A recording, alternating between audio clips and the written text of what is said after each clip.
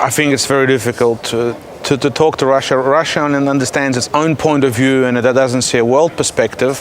What we could be discussing is also the Kaļiņingradas region, which actually never belonged to Russia in the first place.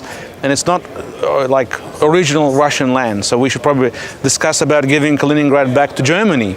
That's what we should probably talk about as well. But Crimea is an issue that, we have, and it's going to be painful, and Russia's suffering because of that, and the Russian people are suffering because of the Crimean annexation that happened. I think so far we can see the European Union is very united, and including the United Kingdom, in terms of their position on the Russian government's actions in Crimea, in other situations, on the sanctions. I think there's a lot of unity, but there are member states who don't understand Russian politics and who don't want to understand the situation on the ground, who are worried only about their situation on the ground. And if they're growing oranges, they would like to sell those oranges to Russia as well as any other country in the world, which is a legitimate reason for them to feel the way they feel.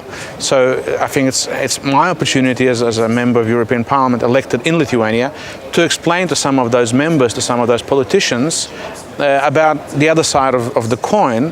One is business, but we also have to see who do we do business with, at what cost, and does it make sense? So I think it's a continual discussion, but different opinions are a very normal political process. So, the further you go, the safer it feels. Of course, in Strasbourg, we feel really safe. If you go to Spain, you feel really safe. And you're seeing threats from the other side of the world, from Africa, from the Middle East, and so on. So their thinking and their point of view does differ a lot to the people like Latvians or Estonians or Lithuanians who are on the ground, on a border with Russia, basically, and under constant threat.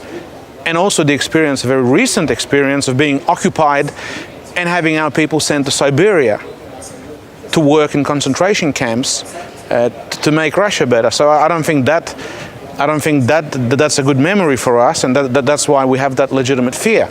And this is what we should talk about: the past, the present, and the future threat that's always at hand, meaning that we should have maximum protection, maximum support, and probably maximum funding as well. Ultimately, we need to have a very strong border, a very strong military on that front line, which is always going to be a threat.